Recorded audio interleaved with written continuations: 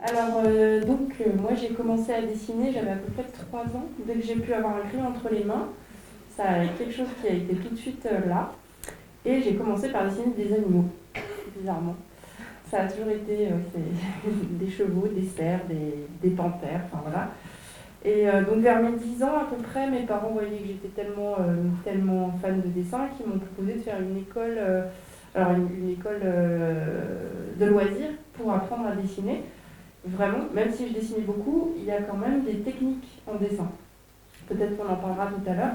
Il y a quand même toute une méthodologie à avoir pour s'améliorer et pour faire en sorte que votre dessin ressemble à quelque chose de bien.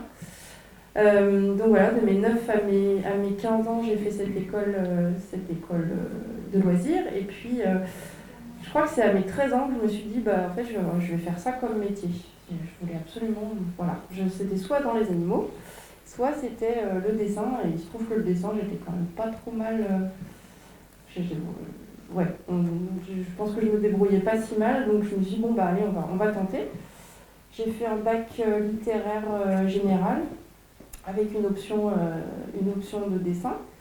Et puis après le bac, j'ai fait une école d'art appliqué. Donc je ne sais pas si vous savez ce que c'est la différence entre les beaux-arts, par exemple, et les arts appliqués. C'est pas du tout la même vision des choses. Faut que je me mette là. Comme ça. Parce que ça flotte avec le masque. Ah oui, pardon. Désolée. C'est un nouveau concept. Oui. Alors il faut se mettre comme ça. D'accord.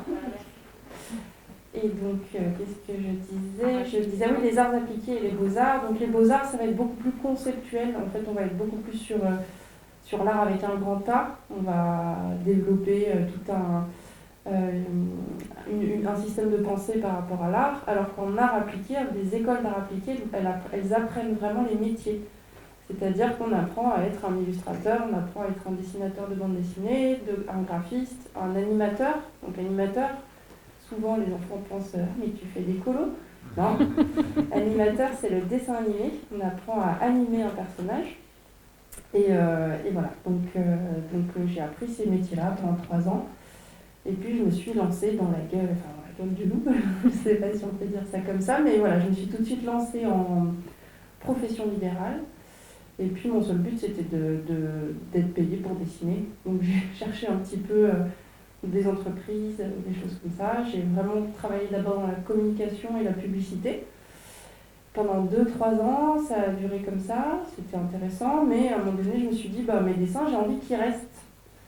Et le meilleur moyen pour qu'un dessin reste, c'est de le mettre dans un livre, puisque le livre peut avoir une longue vie, comme vous le savez.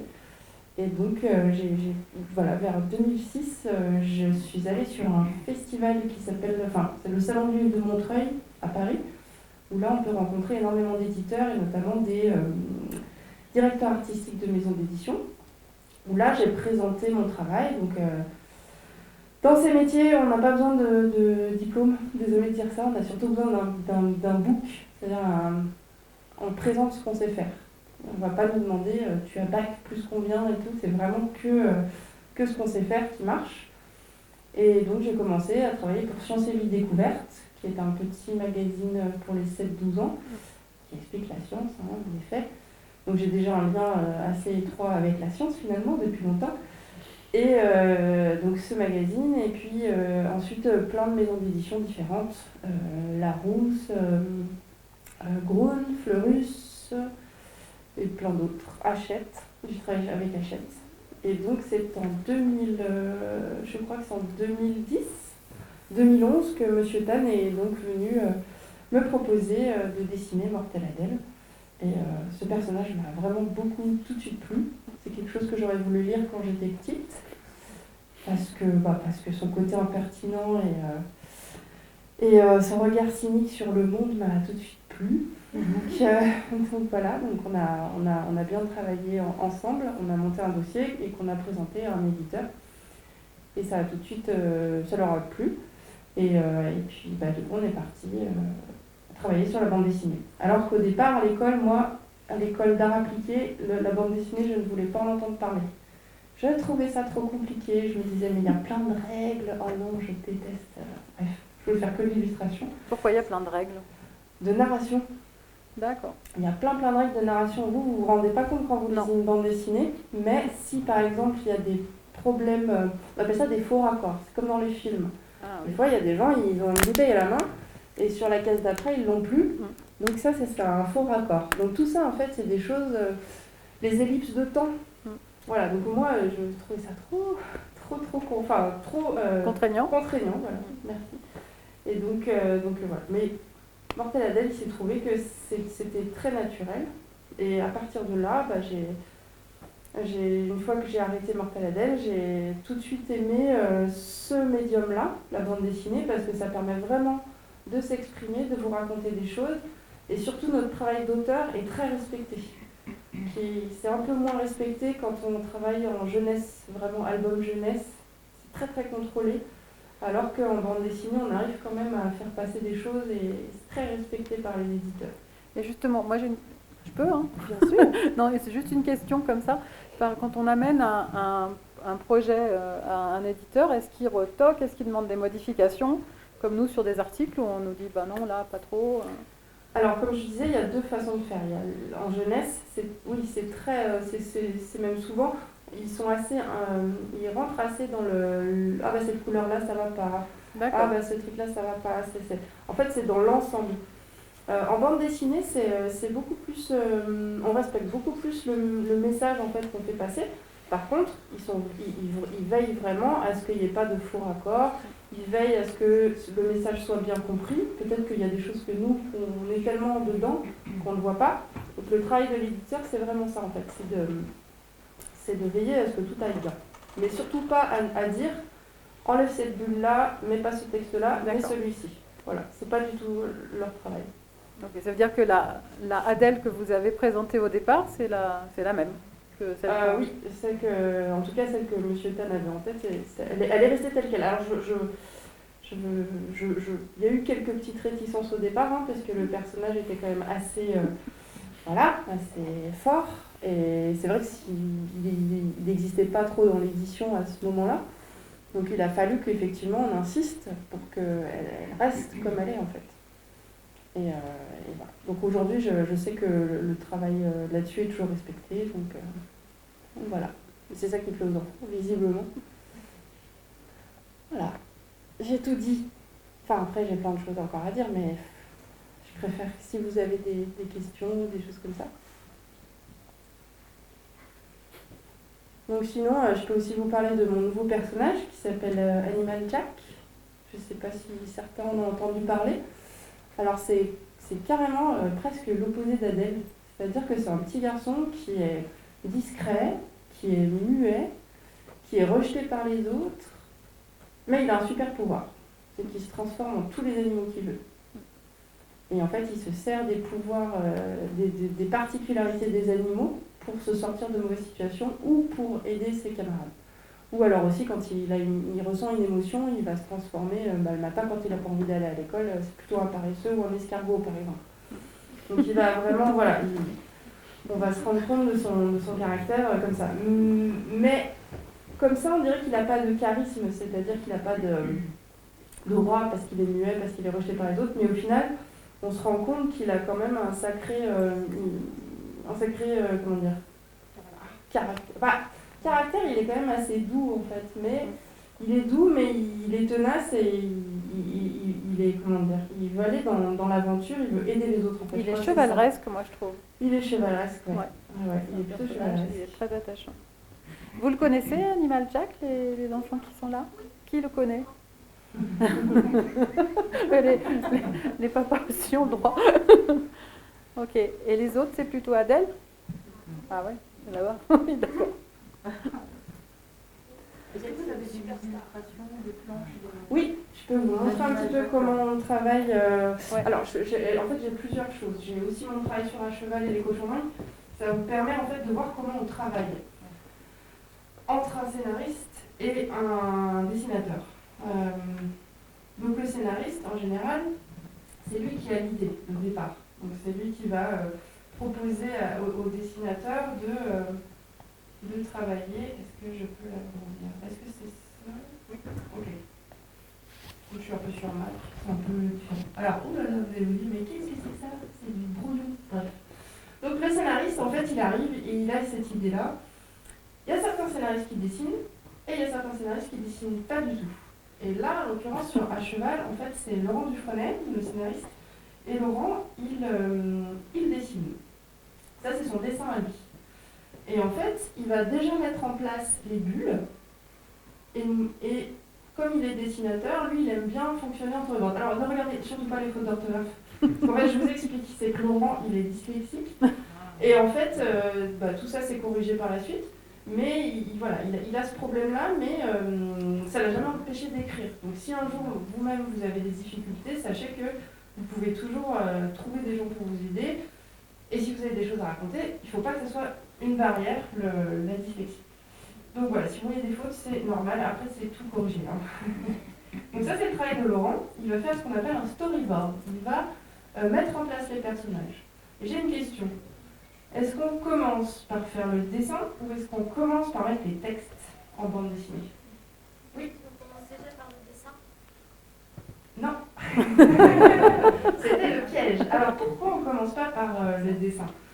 Parce qu'en fait, la première... Oui. Parce que sinon, il n'aura pas de place pour le texte. Déjà, très bien. Et puis, si on fait les bulles trop petites pour le texte, ça risque d'être... Voilà, c'est à peu près similaire. Donc déjà, ça c'est une chose. Si un jour, demain, là, vous faites de la bande dessinée, il faut déjà placer votre texte. Mais la chose la plus importante, c'est qu'en France, on lit comment? De bas en haut, de droite à gauche, on lit comment? Oui. De gauche à droite. De gauche à droite. Donc la première bulle qu'on va lire, c'est la plus à gauche. D'accord? Donc la plus à gauche, par exemple, sur cette deuxième case ici, vous voyez la souris.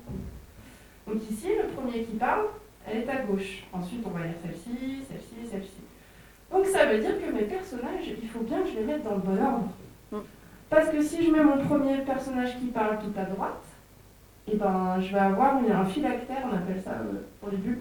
Je vais avoir la virgule de la bulle là qui va être très longue et elle va même croiser les autres. Vous voyez ce que je veux dire?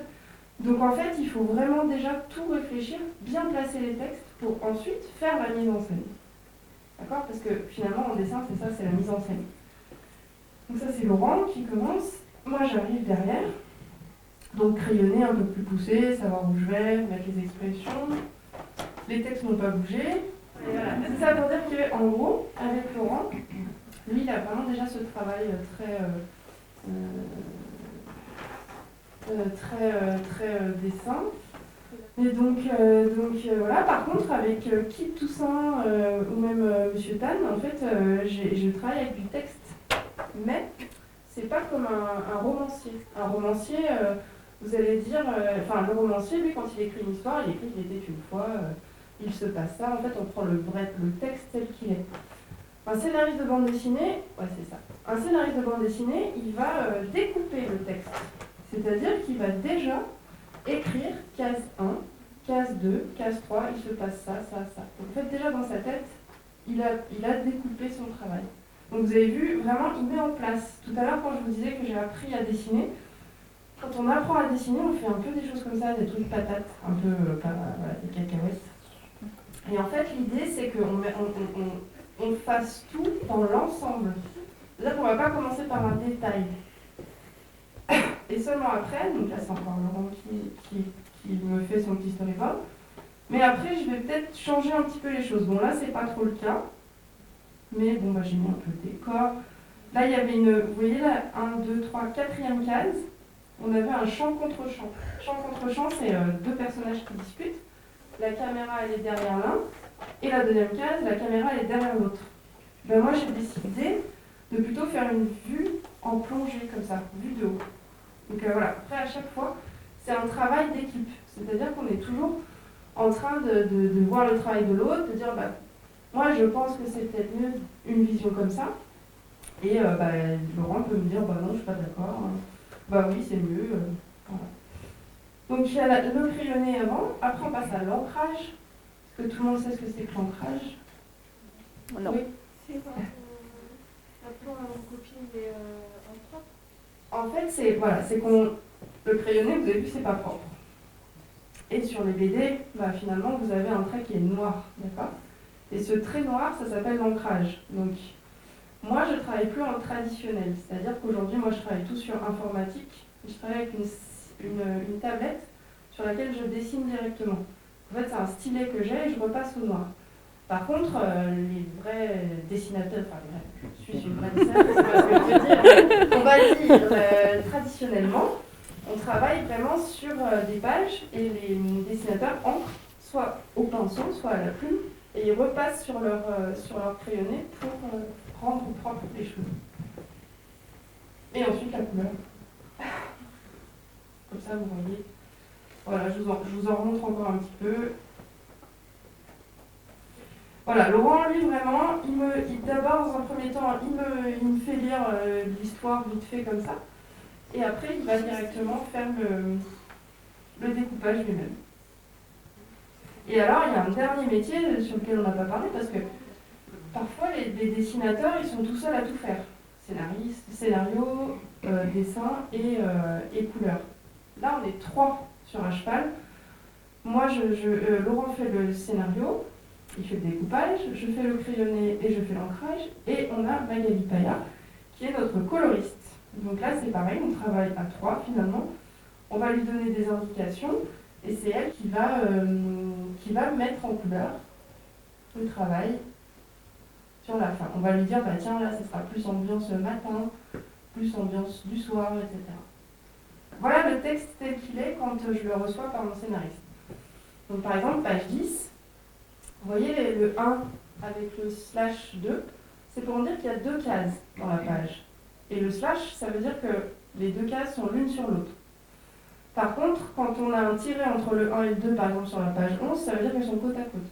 En fait, on a des codes comme ça entre nous pour dire, bah, moi je vois bien une grande case comme ça, puis une autre case en dessous. Page 11, je vois bien 2 cases qui se suivent, la gouttière et la dernière case qui est très grande. D'accord ? Le gouttière que vous voyez là, c'est Jack quand il se transforme. On a trouvé un moyen que la gouttière, c'est l'espace qui est entre chaque case. D'accord ? Et la gouttière, bah, souvent moi je mets, pour Animal Jack, je vais mettre une espèce de fumée pour montrer que d'une case à l'autre, il s'est transformé. Sinon ça aurait été trop compliqué pour moi de faire une transformation en plusieurs cases, montrer qu'il se transformait. Là au moins c'est un nuage de poussière. Et, donc il y a vraiment deux façons de travailler avec les scénaristes. Et il y en a même qui carrément ne font pas ce fameux découpage que je vous ai montré, où là ils laissent complètement libre le dessinateur et ils lui disent bah, dans telle page il va se passer ça. Et c'est le dessinateur qui décide de faire tant de nombre de cases ou pas. Bah, d'ailleurs des fois, moi ils m'en proposent 2, mais moi je sens que c'est mieux en 4. Ouais. Donc on va échanger, discuter pour voir. Et par contre à chaque étape l'éditeur il va regarder les crayonnés et la couleur. Et il va nous dire ce qu'il en pense. Et si on lui présente le projet à la fin, s'il nous dit que ça va pas, c'est un peu trop tard. Oui, donc il y a vraiment une coopération entre tout le monde. Oui. Et ça prend du temps. Ah, oui. Ça prend combien de temps sur un cheval, par exemple, où je ne fais pas la couleur et ni les découpages, ça va me prendre 3 mois. Un album de 38 planches. D'accord ? 3 mois, ça va. Par contre, si on ajoute le scénario, c'est au moins 2 mois. Donc mon travail 3 mois, ça fait déjà 5 mois. La couleur 2 mois. On est déjà sur une période quand même assez longue. Ouais, presque. C'est pour ça que Animal Jack, par contre, du début à la fin, moi, le dessin, l'ancrage et la couleur, ça me prend 5 mois. D'accord ? Le scénariste, il aura eu aussi 2 mois de travail. Plus après toute la fabrication du livre chez l'éditeur. C'est pour ça que ça n'arrive pas assez vite. Voilà. Mais il faut que j'arrive, pour faire de très jolis dessins, il faut vraiment prendre le temps et surtout, quand on est trop dans le projet, parfois on ne voit pas les fautes de dessin, que ce soit. Donc des fois c'est bien de laisser reposer un petit peu, histoire de 2-3 jours et de revenir dessus pour voir si tout va bien en fait. Parce que des fois on est trop dedans et on ne voit pas les fautes. C'est comme des fois, si j'imagine que vous dessinez, quand vous bloquez, il vaut mieux arrêter, faire autre chose et revenir dessus. Et vous aurez peut-être la solution plus facilement. C'est un peu comme ça qu'on évite la page blanche. Comme l'écriture. Et vous avez plusieurs projets en même temps ? Vous n'avez qu'un ? Alors non, j'ai effectivement 3 séries en même temps. Donc, mais par contre, je les fais pas, je les mélange pas. C'est-à-dire que j'ai vraiment besoin à chaque fois de rentrer dans l'univers. Je pourrais pas faire Animal Jack et à cheval, genre 2 jours dans la semaine et 2 jours dans la semaine l'autre. C'est un peu difficile. Il faut vraiment à chaque fois se remettre dans la peau du personnage et d'avoir le dessin juste pour les expressions. Et c'est quand même un peu différent à chaque fois, suivant ce que je raconte. Et voilà. Est-ce que vous changez de façon de dessiner quand vous changez de projet? Alors, il y a à la fois de la progression dans le dessin, c'est-à-dire que vous pourrez prendre le tome 1 de Mortel Adèle et vous pouvez prendre le Animal Jack. Déjà, vous verrez qu'il y a une sacrée différence. Donc, pour l'instant, dans ma catégorie jeunesse, je garde quand même un espèce de petit style qui est là. Ça, c'est sûr. Après, moi, ça m'intéresse toujours de faire évoluer le dessin. Donc, je pense que je vais pas tarder à essayer de faire une BD adulte. Ça va être un gros challenge, mais j'ai vraiment envie de... Oui, de toute façon, ça peut que faire progresser le dessin pour après enrichir ce que je sais déjà faire. Voilà. Donc, je dirais que sur À cheval, je ne vais pas autant dans le détail que sur Animal Jack, par exemple. Mais ça reste des dessins assez ronds. Je ne sais pas si vous avez remarqué, assez ronds et disneyants, je ne sais pas si on peut dire ça, je sais pas. Mais enfantin, ça reste enfantin quand même. Ah, ça reste enfantin, oui, c'est pas du réalisme, ça c'est sûr. Ouais. Alors, moi j'essaye d'avoir un tout petit peu de réalisme au niveau des animaux. Les animaux, ils sont très, c'est ce que j'allais Voilà. dire, c'est très réel quand même. En fait, même dans À cheval, qui est une série un peu déjantée, parce que c'est les chevaux qui parlent, et ben même dans cette série-là, je suis très fidèle à la réalité d'un point de vue équitation. C'est-à-dire que il y a des enfants qui arrivent dans un club, on va pas leur laisser un cheval, tiens, tu vas te balader avec ce cheval, voilà. Enfin, il faut que ça reste, pour moi, il faut que ça reste crédible. Et même dans quelque chose de fantastique, il faut qu'on reste crédible. Et les animaux, moi j'ai besoin de savoir comment ils fonctionnent, surtout si on parle d'eux d'un point de vue physiologique, il faut que ce soit juste. Comment s'est faite la transition pour les Adèle, la passation, on va dire, même en termes de dessin, d'univers avec... Alors, c'est sûr que les enfants connaissant le graphisme de Mortel Adèle que j'ai créé, il a fallu que Diane Lefebvre reprenne le dessin. Mais forcément, elle a amené aussi sa patte et sa touche, donc ça s'est fait assez naturellement, j'ai envie de dire. Il y a des choses graphiques à respecter, c'est évident. Sinon, si on bouge trop, les enfants ne reconnaissent plus le personnage. Mais voilà, il faut quand même laisser la place aux nouveaux dessinateurs de reprendre le dessin. Quoi. Ce qui n'est pas forcément le cas, par exemple, quand on regarde Astérix, ça ne bouge pas. Quoi. C'est vraiment très, très, très charté. Ou même Lucky Luke. Voilà, des séries comme ça. Mais voilà, je pense que Mortel Adèle, elle peut évoluer de toute façon un petit peu. Moi j'avais une autre question parce que ça m'intéresse tout ça. C'est plutôt une question un peu naïve, mais c'était plutôt l'inverse. C'est comment on fait pour qu'ils soient toujours les mêmes en fait quand on dessine. Moi ça me paraît très dur de refaire la même chose, le même personnage. C'est ce que moi j'aimais pas non plus quand j'étais à l'école. Je me disais mais c'est compliqué de faire un personnage. Ouais, puis de refaire toujours pareil. En fait, quand on le crée, il faut que ce soit naturel. C'est-à-dire que quand on le dessine, en fait, moi, en 2-3 croquis, je me dis c'est bon, c'est lui. En fait, il y a vraiment un truc, quelque chose de naturel qu'on ressent et qu'on se dit ok, ça y est, je comprends. Après, il faut arriver vraiment à ce que ce soit facile. Et c'est pas toujours facile. Là, par exemple, si je me mets à faire du réalisme, un de ces 4 en adulte, là, je sais que j'aurais beaucoup plus de... il faudra que je sois beaucoup plus vigilante parce que ce ne sera pas naturel. Donc il faudra vraiment, il y aura des fois où il faudra que j'arrive à bien reconnaître les personnages en fait. Donc après le risque de faire toujours des personnages naturellement, c'est qu'ils se ressemblent tous. Donc il faut pareil, et c'est un peu mon défaut à moi, c'est que finalement mes personnages ils ont peut-être tendance... si je n'exagère pas les traits, par exemple Malek il est un peu gros, on peut le dire, et du coup c'est plus facile d'arriver à le distinguer de Jack, par exemple. Par contre, les petites filles, bah, il faut que je redoute d'imagination pour me dire oui, alors attends, il faut que je fasse les cheveux bouclés à celle-ci parce que sinon elle va être trop. Voilà. Notamment toutes celles qui entourent Adèle, les copines. Voilà, c'est ça. Ils ont un peu le même, effectivement. Ouais, elles se ressemblent. Dégaine,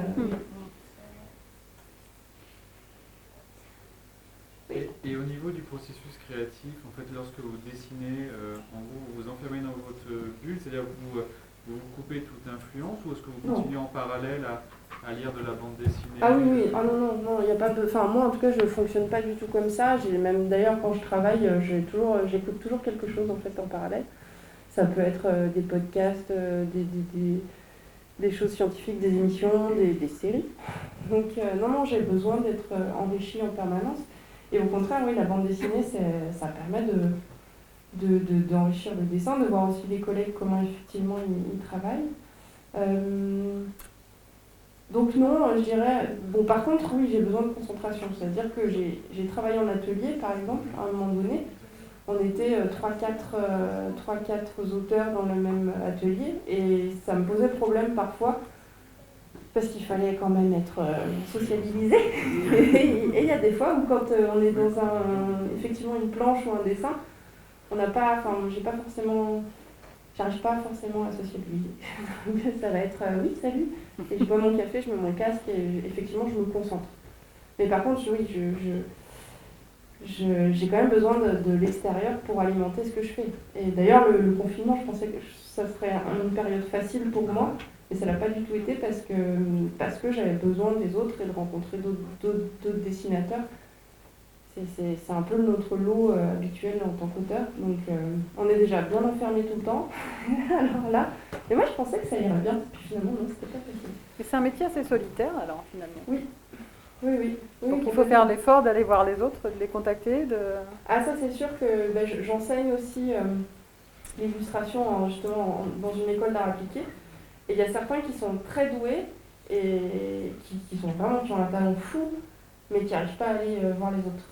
Donc au final, ils peuvent avoir un talent incroyable, mais rester enfermés dans leur bureau, il n'y aura jamais personne qui viendra les voir. Donc il y a vraiment une histoire quand même effectivement d'aller vers l'autre, de rencontrer les éditeurs, parce que quand même, les projets qu'on présente, souvent il y a du travail, mais il y a quand même une bonne partie de chance, puisqu'il faut rencontrer l'éditeur à qui ça plaît, et la bonne personne au bon moment, et surtout votre projet, il faut qu'il soit dans la ligne éditoriale. Là par exemple en ce moment, ce que certains ne veulent plus faire, c'est des westerns, parce qu'il y en a eu trop. Donc voilà, il ne faudrait pas arriver tout d'un coup avec un western en ce moment. Peut-être dans 2 ans c'est bon. Mais voilà, c'est tout ça pour dire qu'effectivement il faut aller voir les autres. Tu avais une question. Je voulais savoir quand vous avez rencontré d'autres aussi, des illustrateurs. Si j'en rencontre d'autres? Oui. Bah oui, là par exemple les salons, c'est fait pour ça. En fait, quand on fait des festivals de BD et des salons, c'est vraiment l'idéal pour se... C'est juste ça. Non, oui, déjà, dans l'école, à l'école, c'est pour ça que je conseille quand même souvent ceux qui veulent faire ce métier, au moins d'aller faire une école d'art appliqué, parce qu'elle permet vraiment d'avoir un réseau d'amis, d'élèves qui vont être comme toi, et qui vont apprendre les mêmes choses que toi, et plus tard, ça peut servir. C'est-à-dire que vous vous retrouvez entre anciens des bancs de l'école. Tout à fait. Bon, d'ailleurs, comme j'ai fait une école là-bas sur Chambéry, il y en a certains qui sont restés et en vrai, on est quand même... voilà, on se passe des projets qu'on ne peut pas faire. C'est vraiment... donc ça, c'est super pour tout ça. Puis on se rencontre, en effet, plutôt sur les salons.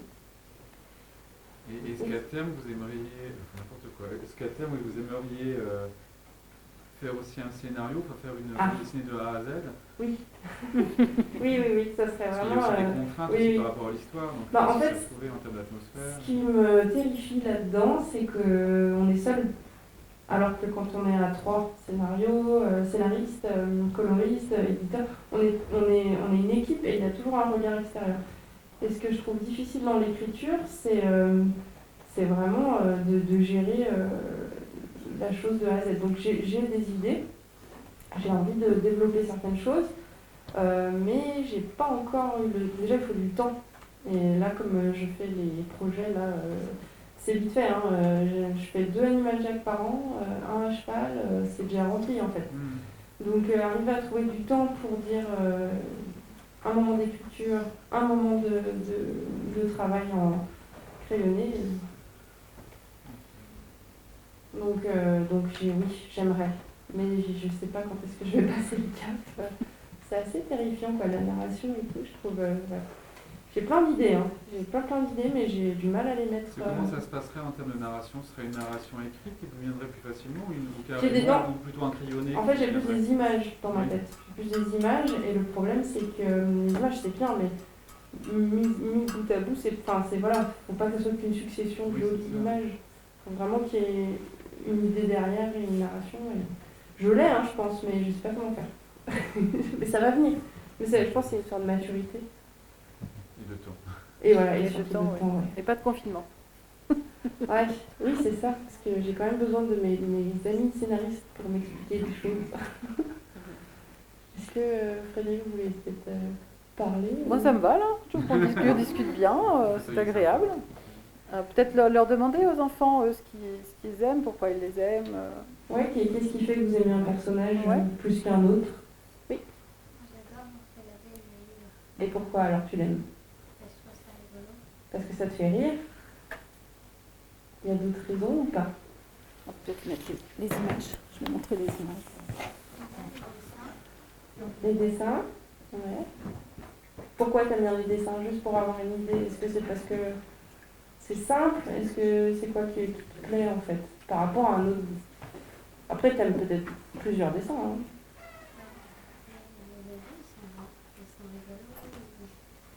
Les expressions des personnages, peut-être? Oui. Moi, ce que j'aime bien aussi dans les bandes dessinées, c'est qu'il y a des personnages qui ont des caractères très variés. Par exemple, dans Mortelle Adèle, Adèle, elle est différente, elle essaie de le montrer aux autres. Oui. En fait, elle essaie d'imposer ses règles à elle, aux autres. Mais... Et aussi dans l'histoire, il y a d'autres personnages. Par exemple, il y a Jade, un peu la leader et tout, avec ses copines. Il y a son petit chat qui est partout alors qu'elle lui déteste complètement.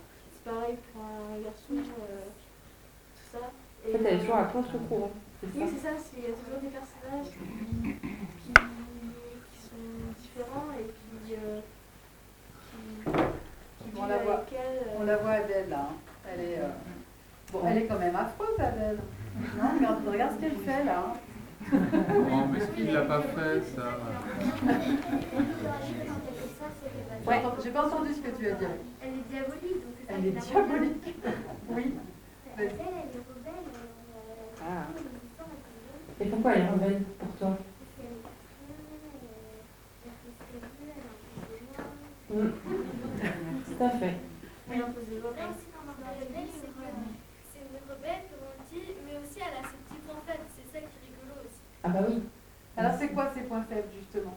Bah, elle en a plein. On lui dit, bah t'es bizarre, elle le prend mal. Ou bien. Oui, c'est vrai. Oui, toi tu as ton fil enfin. Dans le livre, cette image, elle est parce qu'elle dit qu'elle a téléporté son chat au paradis. Oui, c'est ça, elle ne veut pas le manger, elle veut le téléporter au paradis. Voilà. Oui, là-bas, parce que tu veux parler aussi. C'est que moi, je trouve chez Adèle, c'est qu'elle est un peu rigolote. Et aussi c'est un peu son sourire quand elle fait une bêtise. Et bon, elle est un peu contente de soi. Enfin, moi, ce que j'aime bien, en tout cas dans Mortelle Adèle, c'est que les filles, autant que les garçons, lisent Mortelle Adèle. C'est-à-dire que, alors qu'au tout départ, quand on a sorti la série, je me souviens quand j'allais en salon, justement, les mamans avaient du mal à acheter pour leur fils, en fait, Mortelle Adèle, parce que c'est une fille. Donc finalement, c'est beaucoup plus facile, j'allais dire, pour une maman d'acheter un petit œuf à sa fille que l'inverse. Vous voyez ce que je veux dire? Et donc du coup, ce qu'il y a de bien, c'est que ça commence un peu à casser les codes, tout ça. Donc, vraiment de se rendre compte. C'est ce qui est intéressant en tout cas pour pour nous, hein, en sociologie, c'est qu'elle explose tous les repères un peu genrés. Et effectivement, du coup, ça la rend très impertinente, très insolente, et puis très drôle. Ouais. C'est ça qui la rend drôle. Mais effectivement, je pense que les garçons peuvent y venir. Ah oui, assez facilement, parce qu'elle est tellement rentre dedans. Complètement. C'est quoi? Moi, pour mon cas, c'est ma mère qui a offert à ma fille. Elle n'aurait peut-être pas offert à moi, elle a offert à sa petite fille. Et par contre, son frère, il a tout dit. Eh oui. Voilà. Ouais. Oui, tu voulais poser une question? C'est surtout qu'elle n'est pas du tout dans les critères d'une jeune fille normale. Oui. Une jeune fille normale. Alors, qu'est-ce que la normalité? On va parler de la normalité. Non, mais oui, c'est Bon, complètement... je l'ai mise à côté des princesses pour qu'on cherche l'erreur un peu. Effectivement, les héroïnes dans la littérature pour les petites filles, elles ressemblent d'habitude plutôt à ça, hein, aux autres, et pas tellement à Agathe. Elle ressemble plus à des... Voilà. Et elle n'a pas ce côté princesse qui est un peu énervant, il faut dire, hein, un peu mièvre. C'est pour ça qu'on en a un peu marre aussi. Et les petites filles, elles sont comme vous, elles en ont un peu marre de voir des choses. Et puis elle a ce côté un peu grimaçant, un peu cynique, hein, bien dire ce qui est. Pas très gentille, un peu rebelle. Elle a quel âge?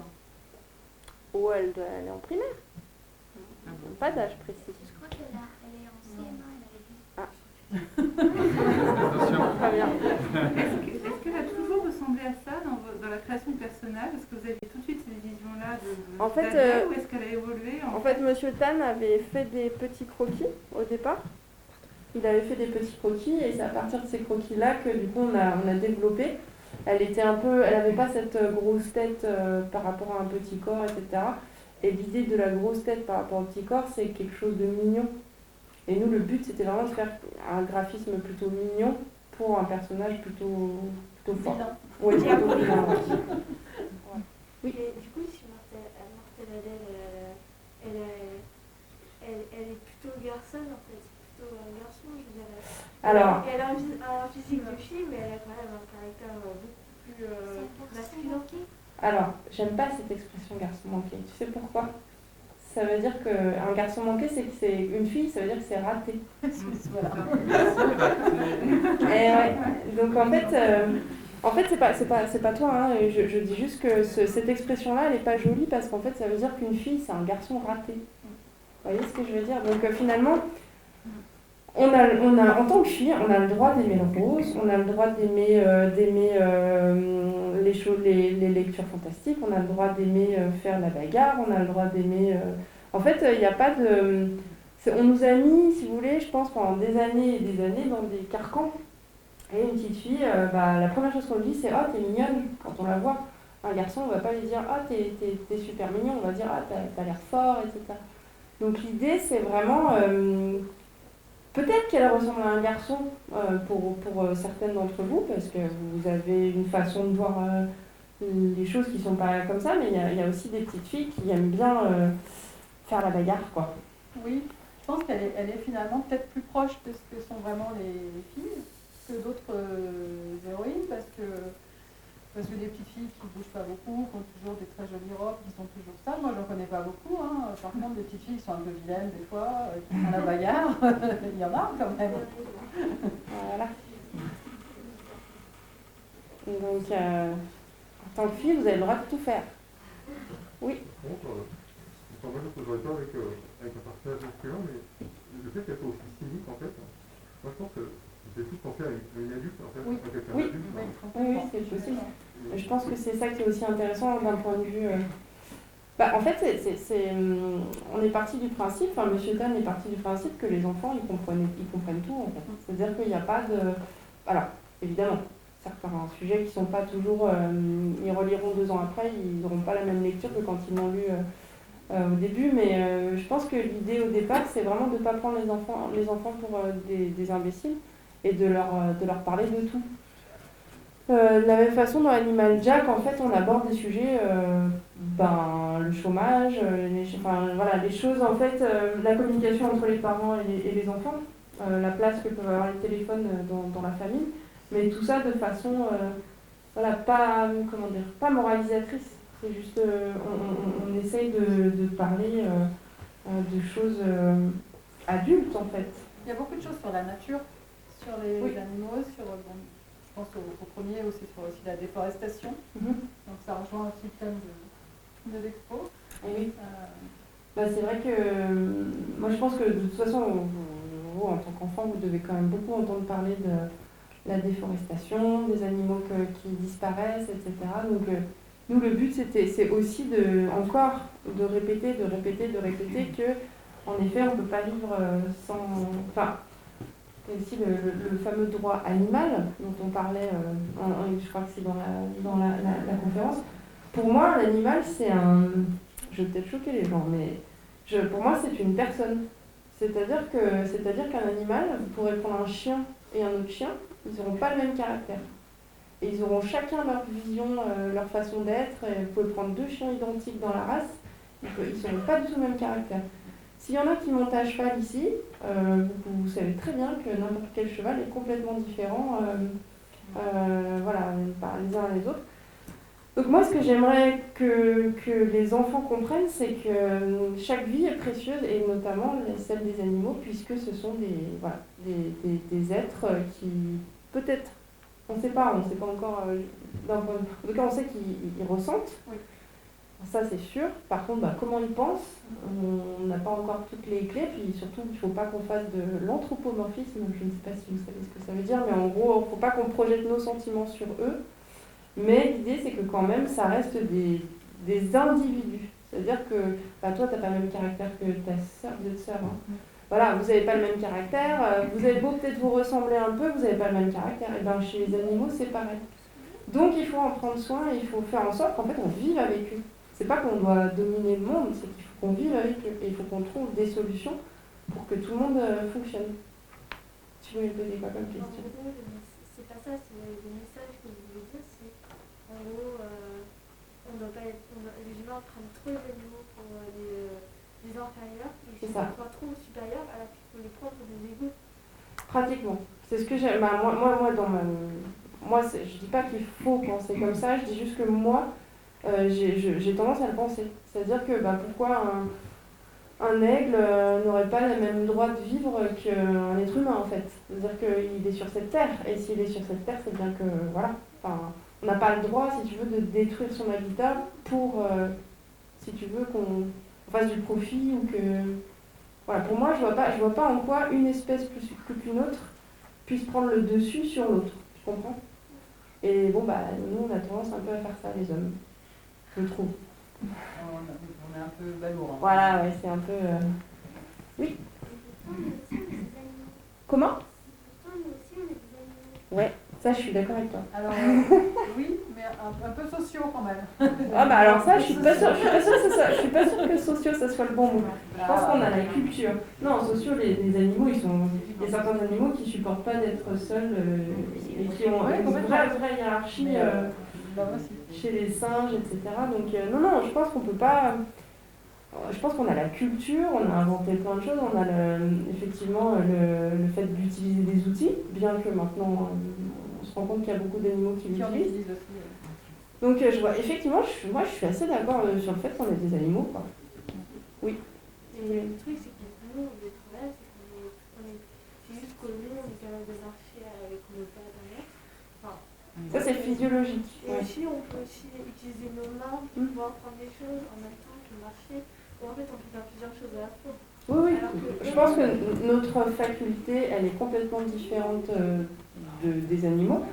On ne peut pas vraiment parler d'intelligence, parce que souvent, moi, j'entends, tiens, cet animal-là, il est bête, en fait.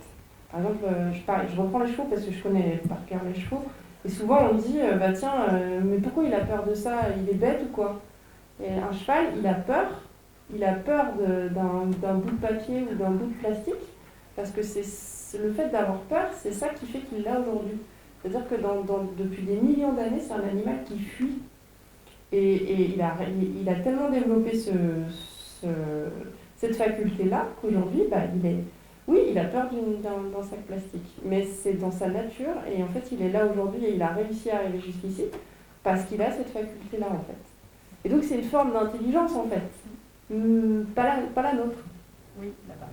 Ça peut aussi être qu'ils ont été traumatisés très petits avec ce genre de choses. Tout à fait, en effet. Mon chien, il a peur des orages parce qu'il a été abandonné dans un jour d'orage. Voilà. Alors, tu vois, les traumatismes, on en subit nous aussi, hein, les êtres humains. Vous, à votre âge, si vous avez eu un traumatisme, peut-être que ça va rester un petit peu plus tard. Excusez-moi. Oui. Est-ce qu'il y a des thématiques que vous souhaiteriez aborder et que vous ne faites pas, en fait, parce que le scénariste vous propose pas? Est-ce qu'il y a des thèmes qui vous tiendraient à cœur Non, ça s'est jamais présenté. On a toujours un peu abordé les choses comme ça. Là, par exemple, pour le tome... là, le tome 4 a été bouclé d'Animal Jack. Et dans le tome 5, j'ai voulu... en fait, moi, c'est beaucoup plus graphique. C'est-à-dire que je me dis, j'aimerais bien faire un Animal Jack sous la neige. Là, débrouille-toi. Voilà. Donc moi, c'est beaucoup plus... oui, il y a des choses que j'ai envie de... Ouais, j'ai envie qu'à un moment donné, ça se passe au Canada, etc. Mais parce qu'il y a des animaux que j'aime bien. Non, sur les thématiques, là, le prochain... Pardon, les messages j'ai l'impression que on les fait déjà passer. Après, aller plus... je pense qu'il faut y aller à tâtons sur ce genre de choses. Enfin... Voilà, sur Mortel Adèle, déjà, moi, dans ma tête, c'était vraiment... il faut que les petites filles, elles se rendent compte que, on peut se conduire comme des garçons, hein. Ça, on va le dire franchement. Et puis, sur Animal Jack, vraiment que les animaux, ils ont leur place dans le monde, en fait. Globalement, c'est un peu ces messages-là que j'ai envie de faire passer. Après, il y en a d'autres, hein, un peu plus discrets. Et notamment là sur le prochain, donc là le tome 4 il va sortir, on va parler du temps qui passe et on va dire il y aura des moments de deuil, on va parler du deuil, donc c'est bien fait hein, pour les enfants, vous inquiétez pas.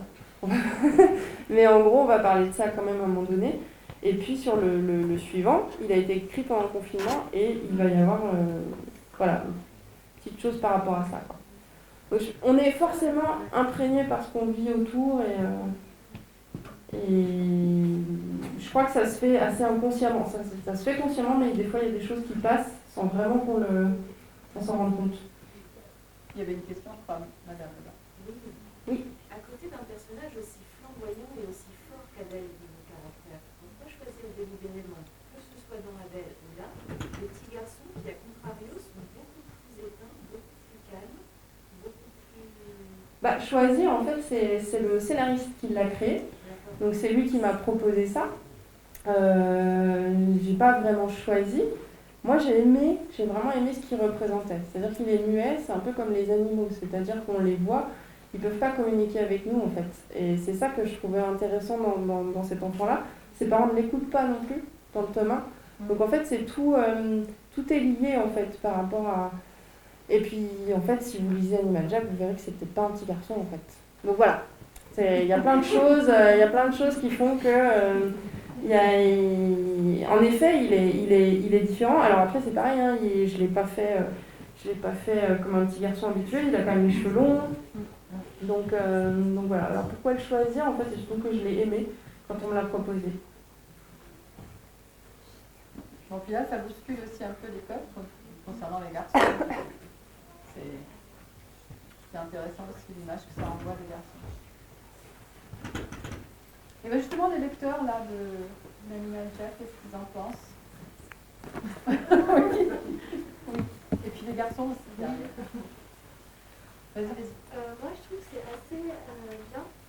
Et Merci, c'est gentil. dans le sens où il y a certaines parties qui sont rigolotes. Mais en fait, ça permet d'apprendre des choses. Par exemple, dans le tome 2, il est souvent malade. Et à un moment donné, il croit que le lait est animé. Et du coup, ils ont besoin d'un animal qui puisse digérer. Du coup, il se transforme. Du coup, on sait que cet animal-là peut faire ça. Voilà, il se transforme en opossum, qui a la faculté, effectivement, de pouvoir digérer des choses à l'araignée. Du coup, en fait, on apprend plein de choses, avec de tout petits détails. Voilà, c'est l'idée, c'est pas de vous assommer de choses très pédagogiques. C'est juste que ça fasse avancer l'histoire et en même temps vous appreniez des choses. Je trouve que Kip Toussaint, il sait très très bien faire ça. J'ai une dernière question, moi. Oui, pourquoi ce nom? Elma Jack? Non, Miss Prickly. Ah, Miss Prickly, ah bah oui. Ah oui, c'est ça. Alors, Miss Prickly, donc, en fait, je vous ai expliqué que je faisais de l'illustration jeunesse avant, et qu'on était très dirigés, que j'ai fait des choses que aujourd'hui, même à l'époque, je n'étais pas forcément d'accord, puisque les éditeurs, à ce niveau-là, ont vraiment, s'ils décident de faire une couverture rose pour pouvoir vendre à des filles, je ne vais pas avoir mon mot à dire, parce qu'en fait, tout le graphisme, il est comme ça. Donc en fait, j'ai utilisé mon vrai nom pendant un moment sur certains ouvrages. Et en fait, à partir du moment où j'ai fait de la BD, c'est vraiment des choses que j'assume et que j'ai quand même parlé de messages tout à l'heure, c'est vraiment des messages et des valeurs que je veux faire passer. Donc déjà, c'est pour ça que j'ai pris un pseudonyme, pour vraiment qu'on sépare mon travail que je ne trouve pas top parfois. Et je l'ai fait parce que j'avais besoin de manger. Et donc la bande dessinée qui vraiment sépare les deux. Et prickly, en fait, ça veut dire piquant. Donc c'était parfait pour Adèle, je trouve. Et c'est un personnage que j'avais dessiné, rien à voir avec Adèle, à la sortie de l'école, où j'avais fait un personnage qui était un petit fantôme et elle était assise sur sa pierre tombale. Et la pierre tombale, j'avais écrit prickly dessus, voilà. Je ne sais pas. C'est bizarre comme ça, mais voilà. Moi, donc je le dis. Mais c'est pas grave. Ça valait le coup d'être raconté. Voilà. Merci beaucoup. Merci à vous tous. Merci pour vos questions. Et, c'est très